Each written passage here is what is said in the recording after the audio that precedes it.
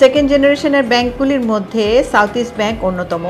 South east ব্যাংকের সাথে আমরা বিগত 20 বছর যাবৎ কাজ করে আসছি। আমাদের কমপ্লায়েন্সের ক্ষেত্রে সাউথ ইস্ট ব্যাংক সাধারণত কোনো ছাড় দেয় না, যেটার জন্য I am really proud of south east bank.